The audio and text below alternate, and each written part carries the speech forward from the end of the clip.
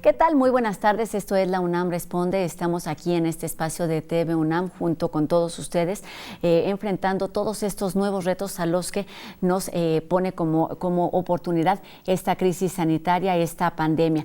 Estamos muy atentos a todas estas preocupaciones y ocupaciones para abordarlas en este espacio, por supuesto a través de las voces de nuestra comunidad universitaria. Y bueno, uno de los temas de los que más se ha hablado desde el principio de esta contingencia es el del tema económico. ¿Cuál es el impacto? ¿Cómo afrontarlo? ¿Cuáles son las implicaciones? ¿Qué significa tener finanzas sanas de forma individual y familiar? ¿Y cómo impacta esto a nivel nacional y global? De esto estaremos platicando esta tarde, además de la estimulación en créditos para todas las posibilidades. Además, es jueves, estamos aquí muy atentos a las voces de nuestros humanistas universitarios. Tenemos reportajes, tenemos cultura y mucho más. Hagan junto con nosotros este programa. Y comenzamos como todos los días con un panorama de lo que ocurre en nuestro país, donde siguiendo este tema de la economía, pues de acuerdo a los especialistas, nuestro país, como son los países en desarrollo, requieren nuevas estrategias y nuevas reformas fiscales. Vamos con este resumen inicial. Y uno de los temas principales que señaló a la actual dirección es que no debe subir la tarifa de electricidad de ninguna manera. La tarifa se tiene que quedar sin subir y solamente se incorpora en relación con la inflación, por lo que la tarifa por orden presidencial tiene que mantenerse sin elevarse en ningún momento. Hoy se alcanzó ya un consenso entre gobiernos estatales y federación en torno a la operatividad de los lineamientos del semáforo epidémico, mismo que se orientará fundamentalmente a medir los riesgos como un referente indicativo, es decir, se transitará de una naturaleza a una naturaleza orientadora con la participación de todos los estados y también cómo se construye estos indicadores y la ponderación que se haga de los mismos, pues será un trabajo conjunto de aquí en adelante. Seguiremos reforzando el sistema de salud, para lo cual, si se requieren más recursos, serían prácticamente ilimitados los recursos que se destinarían al sistema de salud. Tendremos medicamentos gratuitos, tendremos vacunas para toda la población en su momento. El fenómeno consiste en que niñas y niños pueden ser propagadores de la epidemia. De hecho, técnicamente se les llama supertransmisores, porque tienen una gran densidad de contactos, sobre todo en las escuelas. Entonces, primero la densidad es porque los salones de clases tienen un número X, 20, 30, hasta 40 niños y niñas en un espacio reducido. Segundo, porque el comportamiento, sobre todo de los que son menores a 12 años, implica mucho contacto. La gente necesita trabajo. Marchábamos bien, mas con la pandemia se han perdido aquí cerca de 7,000 empleos. La recuperación empieza, mas necesitamos que el gobierno federal ayude e impulse a Zacatecas para la atracción de nuevas inversiones nacionales y extranjeras. Los beneficios de programas sociales aquí se han beneficiado a 371,652 personas y se han erradicado 5,634 millones de pesos en producción para el bienestar, pequeños y medianos productores, apoyo para el bienestar de las niñas y niños y hijos de madres de trabajadoras, pensión para el bienestar de personas adultos mayores, sembrando vidas, precio de garantía, etcétera, etcétera. Continuamos apoyando, dando seguridad a hospitales tanto del IMSS como del INSABI, con un total de un poco más de 10,000 elementos y 430 vehículos. Hay cifras que parecen difíciles de imaginar. 22 millones de personas es el número de personas que han sido contagiadas con la enfermedad de COVID-19. Vamos enseguida con nuestro resumen internacional. Alemania registró 1.707 nuevos casos de coronavirus en las últimas 24 horas, su cifra diaria más alta desde abril. India confirma 69.652 nuevos casos, un nuevo récord de infecciones reportadas en un día. Ucrania informa aumento récord diario de 2.134 nuevos casos en las últimas 24 horas. Vietnam reporta 14 nuevos casos para una suma de 1.007 infecciones, más de la mitad de ellas relacionadas a un brote nuevo que comenzó a fines del mes pasado en la ciudad costera de Da Nang. Corea del Sur registra 288 nuevas infecciones, su séptimo día con aumentos de 3 dígitos. Europa reporta un promedio de 26.000 nuevos casos por día. Francia informó 3.776 nuevos casos en las últimas 24 horas, su mayor aumento diario desde el final de su bloqueo. España confirma 3.175 infecciones más, un aumento diario récord desde que levantó su bloqueo por coronavirus. México eleva su conteo a 537.031 casos, mientras su número de muertes llega a las 58.481. Filipinas informó este jueves 4.339 nuevas infecciones y 88 muertes adicionales. Rusia registró 110 nuevas muertes para una suma que ya supera los 16.000 fallecimientos. Indonesia ha informado oficialmente 6.346 muertes por COVID-19, la cifra más alta en el sudeste asiático. Estados Unidos informa más de 1.300 nuevas muertes por segundo día consecutivo. China registra su cuarto día consecutivo sin transmisión local de coronavirus. Brasil presenta un cauteloso optimismo ante un posible desaceleramiento del coronavirus en el país, de acuerdo a datos de su Ministerio de Salud. Escuchar lo que tiene que decirnos el doctor Carlos Rosales todos los días ha sido de utilidad. Mientras estuvimos en cuarentena, también funciona ahora que estamos regresando a una nueva realidad y seguramente será de utilidad cuando volvamos a ocupar los espacios públicos, las calles. Esta tarde nos explica por qué es tan largo el proceso para elaborar una vacuna. Buenas tardes, doctor. Buenas tardes. Qué bueno que sigue con nosotros en la UNAM Responde. Vamos a ver ahora por qué la producción de una vacuna se lleva muchos años. Lo primero es que la vacuna sea específica contra una enfermedad particular y que sea efectiva en todas las personas. El desarrollo de la vacuna es lento porque se debe asegurar que ésta sea muy segura. Para esto se hacen una serie de pruebas en orden y se empieza con ensayos preclínicos. Esto es, se da la vacuna a animales y se ve que produzca una respuesta inmunológica.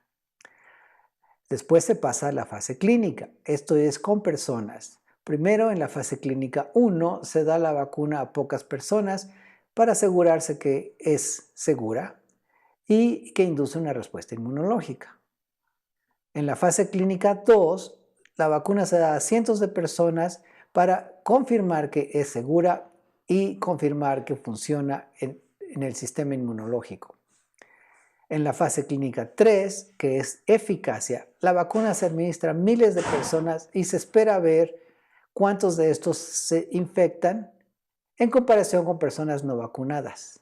Si la vacuna resulta ser efectiva, entonces viene la etapa de aprobación. Esto es, las unidades reguladoras de cada gobierno revisan los datos y deciden si se aprueba o no una vacuna. Tradicionalmente, las vacunas que tenemos se han llevado más de 10 años en desarrollar cada una de ellas. Por ejemplo, las vacunas de varicela e influenza se llevaron 28 años, las vacunas de papiloma y rotavirus, 15 años cada una, la vacuna triple viral que se le da a los niños, 11 años. La meta para la vacuna contra el COVID-19 es lograr esto en 18 meses. Siguiendo un esquema tradicional, deberíamos esperar una vacuna para finales del año 2033. Esto es, siguiendo en estricto orden la investigación científica, los ensayos preclínicos, los clínicos fase 1, 2 y 3, la producción de fábricas, la fabricación de la vacuna y después la aprobación. Se planea lograr todo eso en menos de un año. ¿Cómo? Combinando las fases de investigación y adelantando algunas fases. En la próxima entrega Comentaremos cuáles son las vacunas que se están probando actualmente y en qué fase va cada una de ellas. Gracias. Regresamos con Rosa al estudio de TV UNAM. Gracias, doctor. Estaremos atentos a esta segunda entrega. Y bueno, sabemos que la crisis económica que está dejando esta pandemia, al menos en nuestro país, requiere de un largo periodo de tiempo para volver un poco al equilibrio. Pero, ¿qué significa tener finanzas sanas a nivel individual, a nivel familiar y cómo disminuir los efectos negativos a corto, mediano y largo plazo? De esto estaremos conversando esta tarde con el doctor César Salazar López, quien pertenece al Instituto de Investigaciones Económicas de nuestra universidad y es también académico de la FES Acatlán. ¿Cómo estás, doctor? Buenas tardes. ¿Qué tal? Muy buenas tardes a ti y a tu auditorio. Pues estamos aquí para hablar de un tema que nos ocupa y que nos preocupa a todos los niveles. El tema de la economía ha estado prácticamente presente desde que comenzó esta crisis sanitaria y lo primero que quisiera preguntarte es si es posible medir los alcances y los efectos de la pandemia en temas económicos. Bueno, es posible. Me parece que todavía tenemos que hacer más números, pero ya lo que tenemos hoy es un impacto muy importante sobre la actividad económica. El dato de contracción en el Producto Interno Bruto en el segundo trimestre nos habla ya de una muy importante caída no vista en el país desde que se tienen registros trimestrales del PIB, que fue de casi 19% respecto al mismo trimestre del año previo. También tenemos ya más de 1.100.000 personas que perdieron su empleo formal, el empleo registrado en el IMSS, y tenemos muchos indicios de cómo el mercado informal de trabajo se ha precarizado de forma también muy relevante. La precarización se ve, las personas pueden tener menores ingresos debido a que la actividad económica que realizan pues simplemente se quedó sin demanda y entonces no pueden tener ingresos o disminuyeron considerablemente. Pero también en el cierre de actividades, en muchas personas que perdieron la posibilidad de tener un ingreso por la vía en la que estaban acostumbrados en su empleo y tuvieron que buscar algún otro en condiciones menos favorables, ya sea en términos de distancia de su trabajo o incluso aceptando menores salarios. Entonces, los efectos iniciales son devastadores para la economía y por tal motivo estamos pensando, y además ya tenemos algunas instituciones como el Fondo Monetario Internacional o la encuesta que realiza el Banco de México respecto a los pronósticos que se tengan sobre la economía provenientes del sector privado, estamos que este año la economía podría decrecer al 10%, lo cual también es un dato no observado en un siglo en México. Entonces, sí tenemos ya económicamente valorado, en principio, el impacto económico que tuvo el confinamiento debido a la crisis sanitaria y es muy devastador para la economía nacional. Y digamos, este es un primer acercamiento con todas estas cifras y con todos estos datos, pero aún se puede modificar si se alarga más esta situación, no solamente a nivel nacional, sino a nivel internacional, doctor. Pues podría darse el caso de un segundo confinamiento. Si hubiera un segundo confinamiento, probablemente las cifras empeorarían. Lo que tenemos hoy en día justamente es que a partir de que se termina el confinamiento, a partir de que poco a poco se van reactivando ciertas actividades económicas, pues parece que la economía tocó fondo y comienza a crecer. De hecho, hace unos días el presidente Andrés Manuel López Obrador indicaba que ya había una recuperación de empleo formal, me parece que dijo 50,000 puestos de trabajo en agosto, en lo que iba de agosto. O sea, podemos ya tener o tendríamos la certeza en este momento de que se tocó fondo y que a partir del mes de julio-agosto estaríamos viendo cifras positivas en la actividad económica. Entonces, eso es lo que hará, los decrecimientos serán menores respecto al mismo periodo, si comparamos respecto al mismo periodo del año pasado, y tendremos cifras positivas si comparamos a partir de que la actividad económica se detuvo por el confinamiento. O sea, si comparamos respecto a mayo o junio, en julio y agosto empezaremos a tener cifras positivas. Pero para recuperar el nivel de actividad económica y el nivel de empleo que teníamos previo a la crisis, seguramente que pasarán varios meses, si no es que algunos años. Yo escuché por ahí en algunas autoridades de nuestro país que se podría llevar hasta 4 años para volver, digamos, al lugar en el que estábamos justamente antes de la pandemia. Pensando en nuestro país, ¿cuáles son los sectores que han resultado más afectados por esta crisis de salud? Bueno, en primera instancia, y de los primeros en verse afectados, fueron los sectores asociados al turismo, ¿no? El confinamiento inició previo en países desarrollados como en Europa, China, en Estados Unidos, y eso afectó mucho el influjo de visitantes a nuestro país, y entonces afecta tanto a nivel hotelero como a nivel de aerolíneas, que son las que tienen muchos problemas hoy en día en términos de su viabilidad económica. Han tenido que recurrir a préstamos, hemos tenido noticias que incluso van sobre para protegerse en la ley de quiebras, en fin, o sea, ese fue el primer sector que se vio muy afectado y que sigue muy afectado.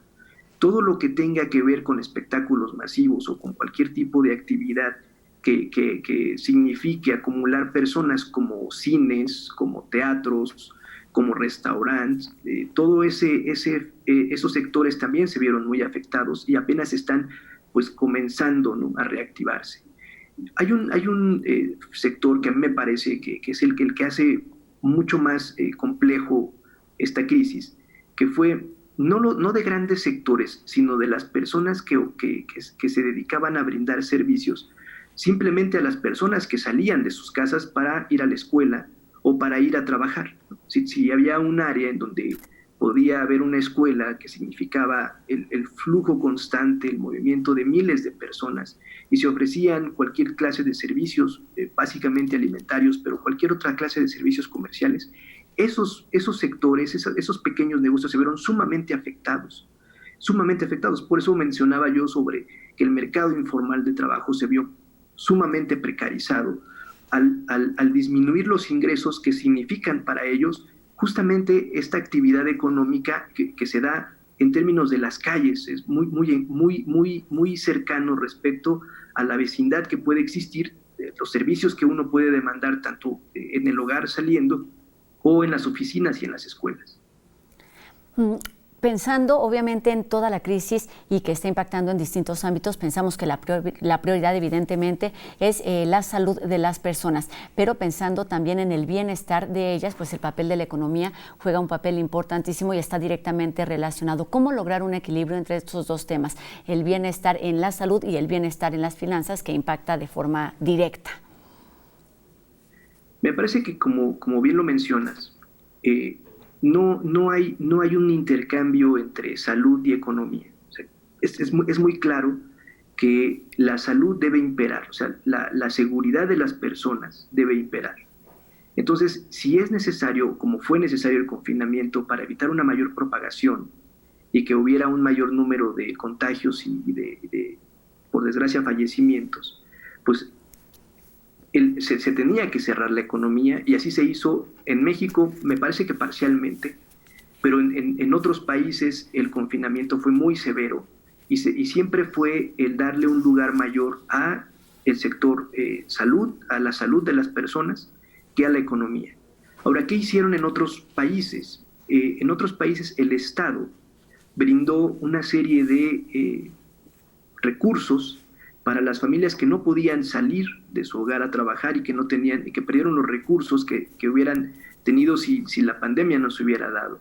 Hay muchas experiencias internacionales respecto a cuáles fueron el tipo de políticas que se llevaron a cabo. En México hubo también ciertos programas, pero sobre todo se intensificaron aquellos programas sociales que el gobierno veía como prioritarios, con el propósito de, pues, un poco compensar la falta de recursos, sobre todo de los estratos sociales más vulnerables por la pérdida de ingresos. Y de esta forma se intentó rescatar un poco a la economía. Es un tema muy complejo hablarlo. Lo podría resumir así. Digamos, si nosotros tenemos que confinarnos en nuestros hogares por el peligro de contagiarnos, el Estado debe de cierta forma tener recursos y tener programas que resarzan esos ingresos que se perdieron. En Estados Unidos, por ejemplo, el programa del seguro de desempleo es fundamental, ¿no? Está allí y se dieron las ayudas, y eso permite que las familias sigan teniendo un nivel de consumo adecuado. En México no tenemos seguro de desempleo, hubo otros programas, y tendremos que evaluar qué tanto estos programas fueron adecuados o no para que no hubiera un impacto tan significativo, sobre todo, como lo mencionaba, en los sectores sociales más vulnerables. Está por ahí, por ejemplo, el sector de la economía informal, que pues es un área desprotegida prácticamente. Y pensando en esto que decías de las políticas públicas, hablas de programas, pero también hemos mencionado o sabemos de préstamos, créditos. ¿Qué tan viables y qué tan recomendables resultan en este momento, en una etapa de crisis como la que estamos viviendo, para las familias, digamos, promedio en nuestro país? También es un tema en el que hay que indicar, ¿no? Por desgracia, un gran porcentaje de la población, sobre todo de la más vulnerable por ingresos, no tiene acceso a sistemas de crédito tradicionales, ¿no? No pueden acceder a un crédito bancario, y en caso de acceder tienen muy poca posibilidad de crédito a tasas de interés verdaderamente grandes, a tasas de interés que son, digamos, impagables en algún punto. Puedo digamos, poner un ejemplo. Un esquema más tradicional de crédito es el de una tarjeta. Si una tarjeta que tiene un límite de crédito de 4,500 pesos puede llegar a tener una tasa de interés del 100% o más.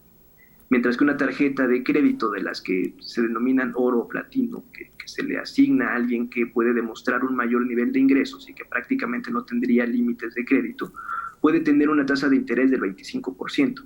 Entonces, la población más vulnerable, la que probablemente necesite más el crédito en este momento, no tiene tan fácilmente un acceso a una tarjeta de crédito o a un crédito del sistema tradicional. Entonces, han tenido que recurrir, pero históricamente ha sido así, a estos nuevos mecanismos de crédito, en donde no es que te asignen una tarjeta de crédito como tal, sino que tú puedes ir a la tienda y solicitar un crédito para un bien en específico, y tienes un esquema de pagos a muy largo plazo, pero con pagos pequeños semanalmente. Estos tipos de crédito también tienen unas tasas de interés enormes, pero son así justamente porque están diseñados ante el riesgo de impago de las personas en este tipo de créditos, ¿no? Que son personas que, si están en el sector informal, no pueden demostrar ingresos, y si no pueden demostrar ingresos, pues entonces las instituciones financieras no son capaces de otorgárselos. Estas otras instituciones también financieras. Exactamente. Estas otras instituciones financieras pues asumen ese riesgo, pero el costo que le asignan a la persona que va y contrata un crédito pues es muy alto. Oye, ¿crédito, préstamo es exactamente lo mismo? Pues en términos de la definición, una persona puede darle a otra, hacerle un préstamo de cualquier cosa, mientras que un crédito sí está más especificado al sector financiero, ¿no? Probablemente un banco. Yo pienso que no hay una diferencia en sí mismo, aunque sí es más común hablar de crédito cuando lo asigna una institución financiera a una persona. Pues vamos a seguir platicando de todas estas alternativas que puedan ser viables para la sociedad en general, para los mexicanos, contemplando, por supuesto, esta realidad que ya nos platicabas. Doctor, te pido que nos permitas unos minutos, regresaremos para hablar de este tema, y antes también los invito a hacer una pausa aquí en La UNAM Responde. Regresaremos para hablar de nuestras recomendaciones culturales, reportajes y mucho más. No se vayan.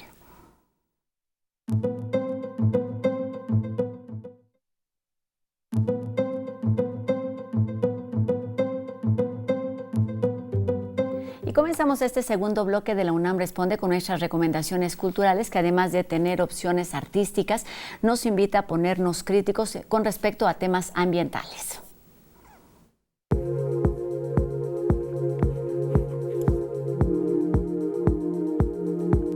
Todos los jueves de agosto, la Compañía Juvenil de Danza de la UNAM comparte una presentación virtual en la que abordan las características de una época musical en particular. Dahudá, unas conferencias bailadas, permite que el público interesado conozca grupos musicales, bailes y también a los personajes más representativos de cada época y ritmo musical, así como el entorno político y social en el que surgen. Las historias personales y la exploración del movimiento, encontramos un viaje que nos lleva directo a nuestros recuerdos.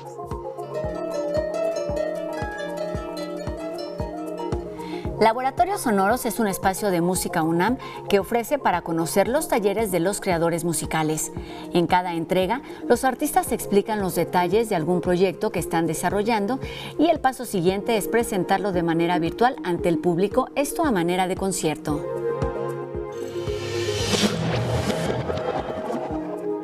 Los problemas ambientales de México son mucho más grandes de lo que nos dicen los periódicos.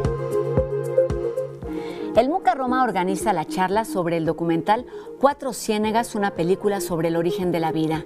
Con este testimonio, sus creadores, el director David Jaramillo y la bióloga Sofía Probert, abordan la situación actual de este sitio que está a punto de colapsar por la extracción de agua. Esta actividad forma parte de la exposición Bio in situ de la también artista. Cuatro Ciénegas es un manto inagotable de recursos naturales. No es cierto que nos estamos acabando el agua, no es cierto que nos estamos acabando las especies. Si no hacemos algo, vamos a perder Cuatro Ciénegas y cuando perdamos Cuatro Ciénegas, perdimos algo importantísimo de la historia de nuestra vida en la Tierra. Y siguiendo esta línea, enseguida Jacobo Dayan nos habla precisamente de los riesgos que la pandemia ha traído en cuanto a la protección del medio ambiente. Escuchemos.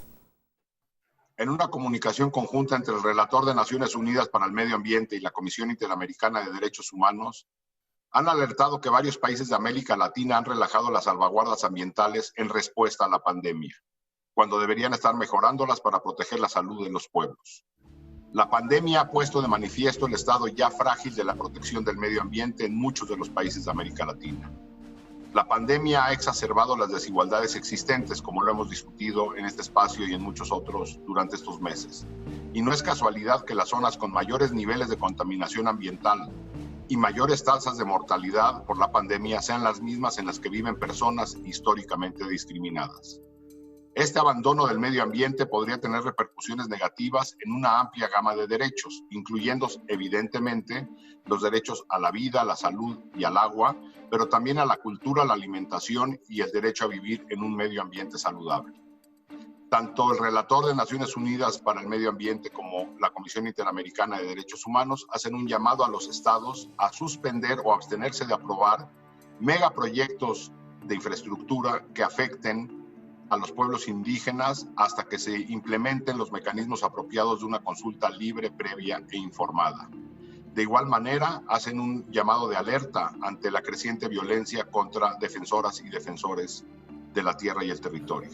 Ambos, tanto la garantía a una consulta previa, libre e informada a pueblos indígenas, como la creciente violencia contra defensoras y defensores del medio ambiente, están gravemente afectados en nuestro país. Hay que recordar, tan solo México es el tercer país de América Latina con más defensoras y defensores asesinados y megaproyectos como el Tren Maya o el Transísmico se continúan implementando a pesar de que no se ha garantizado la consulta previa, libre e informada a los pueblos indígenas. Es necesario entender que la salud humana está íntimamente ligada a la salud de los ecosistemas. Buenas tardes. Pues sí, sigue siendo un tema pendiente, tener prioridades y poner por encima de todo la salud de todos y de todo, incluido por supuesto nuestro medio ambiente. Y ahora vamos a relajarnos un poquito con la dosis de humor que nos preparó el equipo de No Memes para esta tarde. Ya sabían que No Memes y la UNAM Responde unen fuerzas para darles lo mejor del cibermundo con un toque de humor. Aquí va un ejemplo.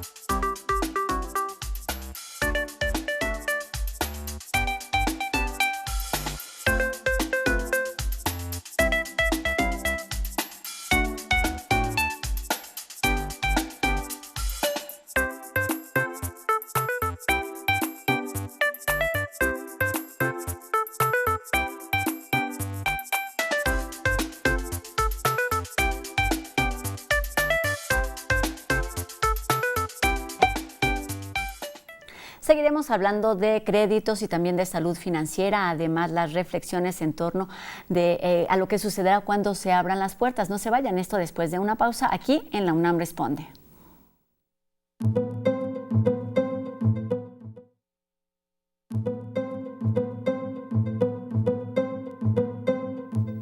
Continuamos aquí en La UNAM Responde y enseguida les presentamos otro reportaje que nos prepararon los chicos de En Trending para reforzar la importancia del uso de cubrebocas. La historia del cubrebocas se remonta al siglo XIX, donde surgió con la intención de proteger a los pacientes en cirugía de posibles infecciones que pudieran darse por parte del personal médico. Una medida de protección que se ha vuelto cotidiana en el contexto actual por la enfermedad de COVID-19. La emergencia sanitaria provocada por el virus SARS-CoV-2 ha hecho que el uso del cubrebocas se vuelva esencial, no solo para médicos y pacientes, también como complemento a otras formas de prevención, como son lavado constante de manos, cubrir el estornudo con la parte interna del codo, sana distancia y confinamiento en casa si tenemos síntomas de enfermedad. Lo que podemos estimar a través de este modelaje matemático es que un uso masivo de tapabocas puede llegar a disminuir incluso a la mitad la mortalidad relacionada con COVID-19. Entonces estamos hablando que si lo llegan a utilizar más de 8 de cada 10 personas en el espacio público, se puede disminuir a la mitad la mortalidad relacionada con COVID-19, siempre y cuando se tengan implementadas las otras dos medidas efectivas, que es la distancia física y la higiene personal. La Organización Mundial de la Salud publicó el pasado 5 de junio el texto Recomendaciones sobre el uso de mascarillas en el contexto de la COVID-19, en la que se explica acerca de los tipos de cubrebocas. Hay aquellos que son de grado médico para personal de salud y los de uso higiénico para las personas en general. Si somos personal sanitario, debemos de ocupar cubrebocas de grado médico o cubrebocas de alta eficiencia que se conocen como N95 o N99, con la finalidad de proteger nuestra salud y la de nuestros pacientes de manera más efectiva en entornos en donde hay una gran cantidad de concentración de partículas virales. Si nosotros somos personal que vamos a estar en el espacio público, personas en ambiente comunitario que no vamos a llevar a cabo actividades de grado médico o cuidadores de enfermos, o no somos viajeros internacionales que vamos a permanecer en cabinas de avión mucho tiempo o de autobús, entonces debemos de optar por este tipo de tapabocas más accesibles hechos en casa. En el caso de los cubrebocas higiénicos, los que podemos utilizar de manera generalizada en el espacio público, se han convertido en una oportunidad económica para diferentes personas y familias. Sin embargo, debemos cuidar que se trate de materiales adecuados para la protección personal. Por el otro lado tenemos los de uso común, el paliacate no es recomendable usar, los de neopreno no es recomendable usar y también los de venta en general, pues sí se pueden utilizar solo si cumplen con las medidas de seguridad que recomienda la Organización Mundial de la Salud, la OMS.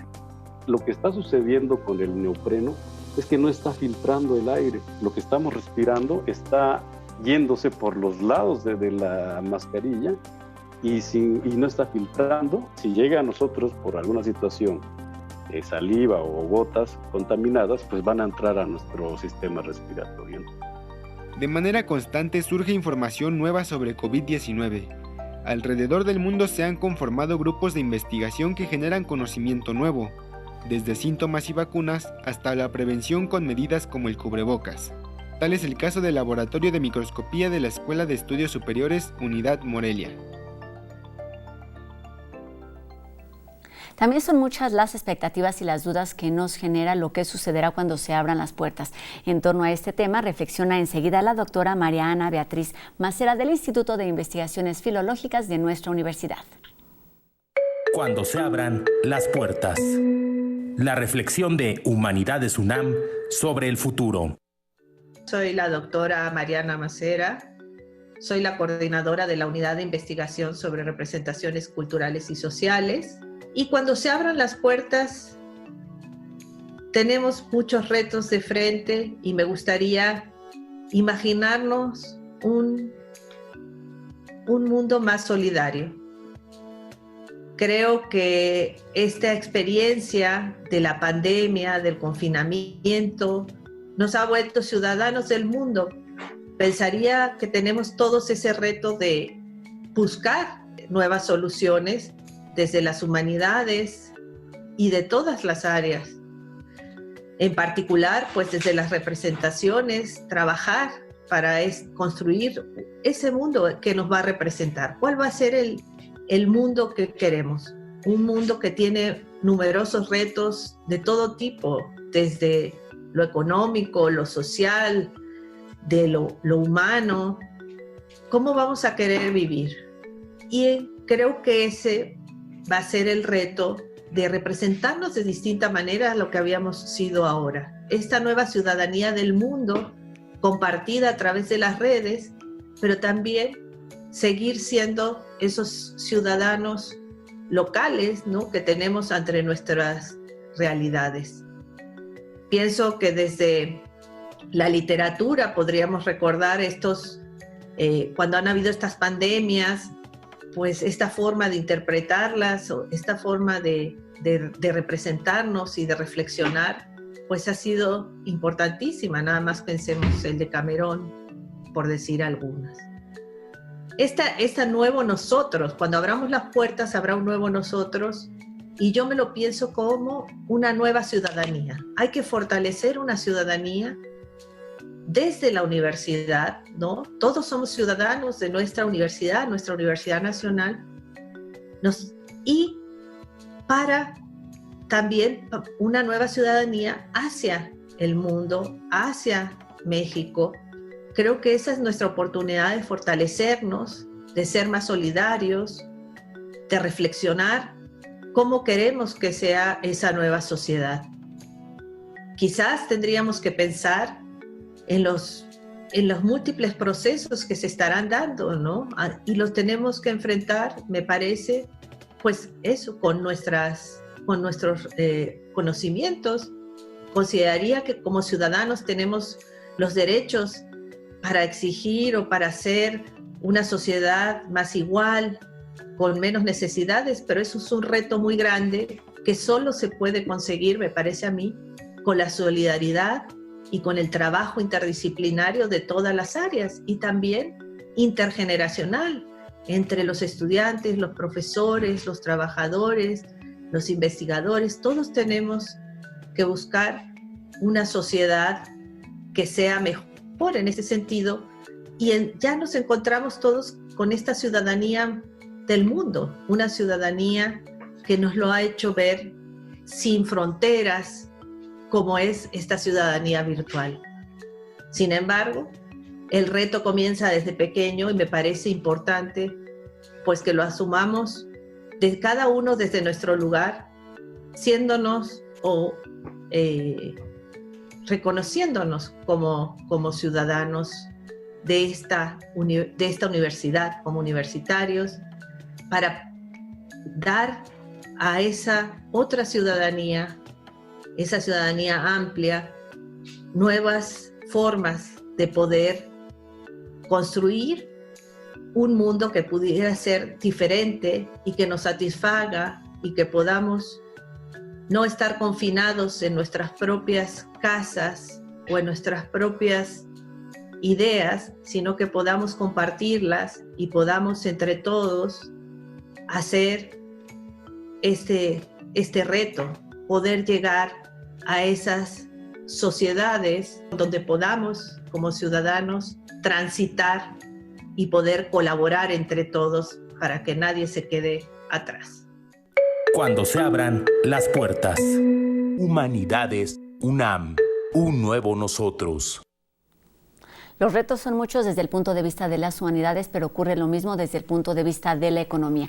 Y sobre este tema retomamos nuestra conversación con el doctor César Salazar del Instituto de Investigaciones Económicas. Doctor, hablábamos de la situación, del impacto, digamos, que se siente ya de forma inmediata de los créditos, de los préstamos, pero para continuar me gustaría que me hablaras de todas esas alternativas, de todas esas estrategias, de cuáles herramientas podemos utilizar para comenzar esta reactivación, para comenzar una recuperación recuperación económica? Bueno, en términos del desconfinamiento, se ha hablado desde muchas instituciones, desde muchos sectores, se ha hablado de la importancia de utilizar el cubrebocas y de la protección que podamos darnos a nosotros y a los demás. Mientras más responsables seamos a la hora de salir a las calles para trabajar, para hacer nuestras actividades normales, un elemento muy importante para la reactivación es justamente el uso de cubrebocas, ¿no? Como se mencionó hace un momento en las cápsulas. Yo creo que esa es una parte, salir, reactivar la economía porque es muy relevante, pero al mismo tiempo ser responsables, ¿no? de la salud de las personas y de la sociedad en general, de todos los demás. Ahora, me parece relevante en términos de crédito analizar todas las posibilidades que se tengan, y creo que estos sistemas de crédito, digamos, solidarios entre las comunidades, podrían ser muy importantes para la reactivación de la actividad económica de las personas. Me refiero esencialmente a las tandas o cualquier otro mecanismo como ese que permita a las personas tener un financiamiento para reactivar su actividad económica o, digamos, su negocio, o si es que necesita algún tipo de producto especial que pueda tener cualquier tipo de ingreso desde esa perspectiva, con el propósito de que no vayan a los mecanismos formales de crédito y puedan tener que pagar tasas de interés muy elevadas. Claro, si ya no hay opción, pues es mucho más caro el dinero que no se tiene. Pero, digamos, siempre intentando encontrar las alternativas que generen el pago de menos intereses y sobre todo de no endeudarse por hacerlo. Parece que el tema de comprar hoy una pantalla de 80 pulgadas pues no sería lo más adecuado. Sí comprar una computadora si es que los chicos van a tomar clases en línea o van a tomar clases desde sus casas, o un iPad, cualquier instrumento que les ayude justamente a tener un mejor aprendizaje, porque esa es también parte de la reactivación. O sea, estamos retomando actividades como la escuela o los que podemos seguir haciendo trabajo en casa, pero hacerlo de la mejor forma, ¿no? Obtener ganancias, generar recursos, manejar, digamos, el dinero corriente son algunas de las recomendaciones que hemos escuchado últimamente. ¿Cuáles son las desventajas o las ventajas, o para quién sí está recomendado, digamos, en este momento endeudarse? Me parece que también lo más importante que debemos hacer es resaltar que no debemos pensar en qué vamos a gastar ese dinero, sino cómo lo vamos a pagar. ¿Cómo explicarnos esto a todos los ciudadanos de nuestro país? Bueno, como lo mencionaba, me parece que todos podemos tener ciertas prioridades, ¿no? de productos o de servicios, de bienes durables en general. Las personas que tengan cierta incertidumbre sobre sus ingresos o que hayan visto disminuidos sus ingresos y que necesiten cualquier tipo de crédito, bueno, tendrán que pensar bien dónde pueden localizarlo. Yo mencionaba ya las vías solidarias, que puede ser una opción, ¿no? Pero intentar siempre obtener esos recursos al menor costo posible. Ahora, revisando un poco la estadística respecto al crédito, lo que yo observé es que el crédito destinado a los hogares proveniente de la banca comercial se ha desacelerado, ¿no? Ha venido creciendo menos. Y hay segmentos muy particulares que ya tienen tasas negativas de crecimiento del crédito. Por ejemplo, las tarjetas ya llevan algunos meses, digamos, otorgando menos crédito, igualmente los préstamos de nómina, por ejemplo. Pero hay otros que se han desacelerado, pero no tanto, como el crédito automotriz y el crédito hipotecario. Si vemos hoy como están las circunstancias internacionales y nacionales, lo que tenemos son bajas tasas de interés para algunos segmentos, no para todos. Desgraciadamente, las personas que no puedan, digamos, demostrar ingresos van a seguir teniendo un acceso al crédito bancario muy caro. Pero aquellos que sí puedan tener acceso por su historial crediticio o por los ingresos que venían devengando, pues podrían tener acceso en un endeudamiento más barato en autos o hipotecario a nivel residencial. ¿no? Y van a poder, hoy se observan, y se ha visto mucho en las notas financieras, hoy se observa que las tasas de créditos hipotecarios están a niveles no observados antes, ¿no? O sea, y además con ciertas promociones también de las constructoras, ya que el sector de la construcción es uno de los que se ha visto ya afectado, no de hoy, sino que ya tiene una tendencia a desacelerarse de forma importante de tiempo, digamos, ¿no? Entonces, aquellas personas que tengan certidumbre sobre el futuro de sus ingresos, pues bien podrían aprovechar esta clase de créditos que se están otorgando a tasas más bajas y con ciertas consideraciones respecto a los seguros o al conjunto, ¿no?, de cosas que se incluyen cuando uno adquiere, por ejemplo, una hipoteca. Entonces, yo creo que sí se debe cuidar muy bien el ingreso de las familias, se tiene que administrar de forma adecuada, porque lo que vemos, a pesar de que pudiéramos pensar que ya estamos, o sea, ya pasó lo peor, que tocamos fondo y que a partir de este momento comienza una recuperación de la actividad económica, tanto en México como a nivel mundial, la verdad es que lo que siguen son meses de incertidumbre importantes. No sabemos qué tanto vamos a tardar en la recuperación, como ya lo ha mencionado usted, ¿no? 4 años podrían ser más, pero al menos el próximo año tampoco esperamos una recuperación por completo. Si este año decrecimos al 10%, el siguiente año esperamos solamente crecer 3 o 4%, lo que indicará que aún no podremos recuperar y estaremos lejos de recuperar el nivel de producto que teníamos en 2018. Ya no en 2019 siquiera, porque en 2019 tuvimos aún un retroceso marginal, pero también un retroceso de la actividad económica. Entonces, viene un periodo, me parece sí, de incertidumbre prolongada, y donde las personas tienen que ser muy cuidadosas, muy cautelosas respecto a la clase de decisiones financieras que se toman, ¿no? Es muy importante plantear esto, porque si no, después vienen los problemas que pueden derivar incluso en una crisis, una nueva crisis nacional. El hecho de que el sistema bancario pudiera tener pérdidas porque las personas dejan de pagar sus créditos es una cosa latente, y es algo que también hay que poner atención a la hora de hacer políticas públicas. Exactamente, entonces no está mal tomar los créditos, solamente hay que hacerlo, digamos, de forma responsable, teniendo conocimiento de cuáles son las características de cómo están nuestras finanzas en un futuro. Y también me parece que una palabra clave, no solamente para los préstamos, sino para las finanzas, es el de la planeación. ¿Cómo lograr esto estando precisamente en una situación donde el panorama pinta a incertidumbre? Bueno, me parece que el elaborar un presupuesto para la familia respecto a todos los gastos que van teniendo, y sobre todo jerarquizarlos respecto a lo que es realmente importante, y aquellas cosas que, si bien están allí, puede uno no tenerlas, ¿no?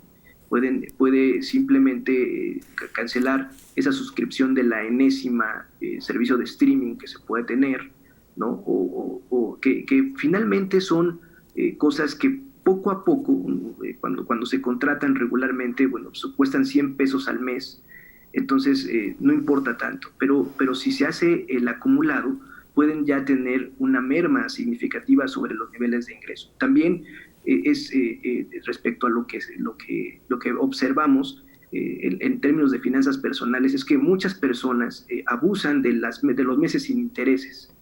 Y entonces, fueron 1 o 2 artículos y no importa, no pago interés y tengo un pago pequeño en la tarjeta, pero al final el acumular varios objetos o una cantidad importante de dinero, aún sin intereses y pagando anual, pues puede también convertirse en un riesgo para las finanzas de las familias.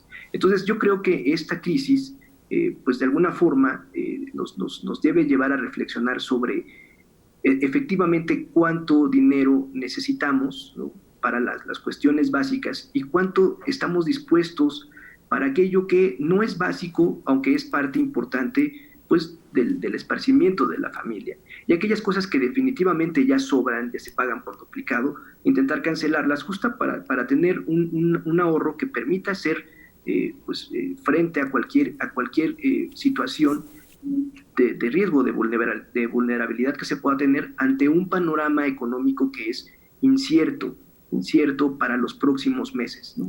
No obstante, como ya lo mencioné, que pudimos haber tocado fondo, lo que más nos preocupa a los economistas hoy es exactamente cuánto tiempo vamos a tardar en recuperar la actividad económica que teníamos previo a la crisis.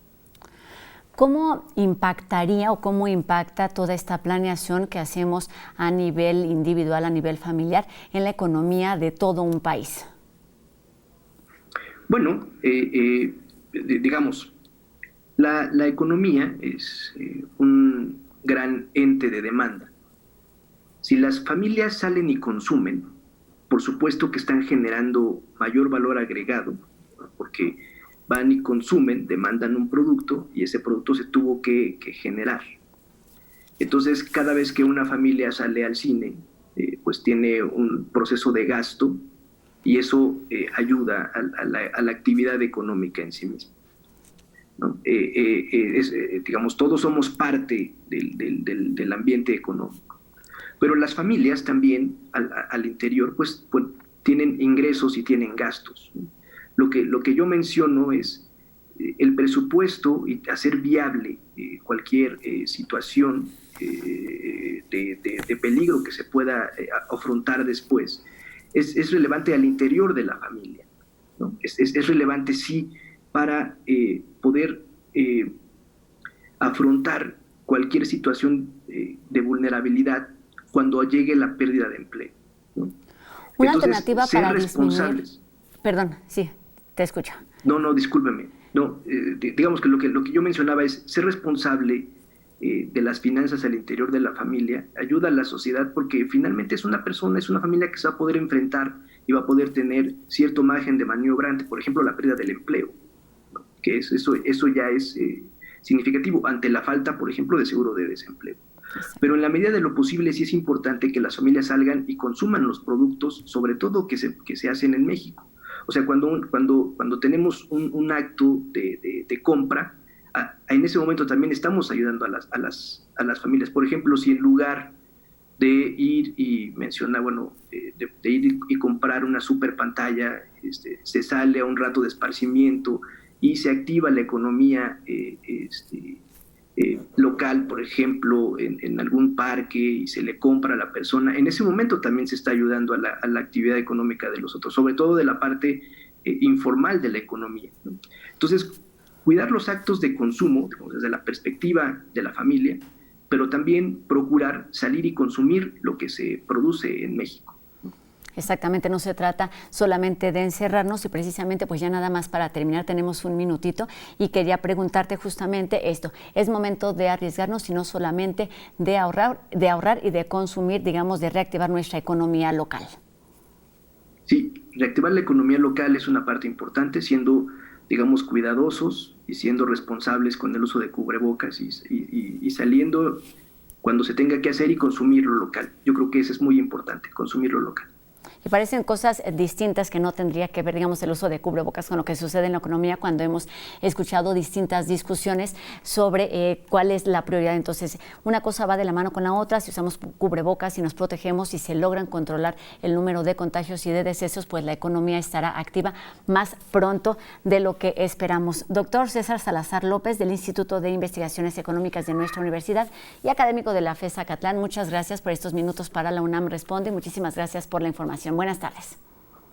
Al contrario, muchas gracias a ustedes. Buenas tardes a todos. Pues ahí están estos consejos que son de utilidad para todos. Y enseguida vamos con la cápsula que nos presenta deportes para mantenernos activos estando en casa. Hola universitarios, yo soy Angélica. En esta ocasión les traemos ejercicios para hombro y para glúteo para que en esta contingencia se pongan súper buenotes. En una mesa, en un escritorio o en un sillón vamos a recargarnos y vamos a hacer un ángulo de 90 grados entre nuestra espalda y nuestras piernas. De manera alternada vamos a levantar nuestros brazos estirados, manteniendo un segundo cada uno y lo vamos a hacer durante 10 ocasiones para cada brazo. Posteriormente vamos a descansar y vamos a repetir el ejercicio 3 veces.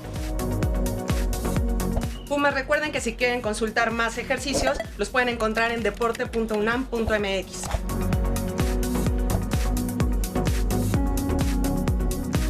Terminamos hoy con estos consejos para cuidar nuestra salud, también para cuidar nuestras finanzas y también para cuidar pues todo nuestro entorno. Es importantísimo ser responsables y tener la información que necesitamos. Es responsabilidad de todos y cada uno de nosotros. Agradecemos a todos ustedes que nos escriben a través de todas nuestras redes sociales y también por nuestros números de WhatsApp. Seguimos aquí al pendiente y resolviendo sus dudas y comentarios. Gracias también a todo el equipo que hace posible esta transmisión. Tenemos una cita completamente en vivo mañana a las 2:30 de la tarde, por supuesto, por TV UNAM. Adiós.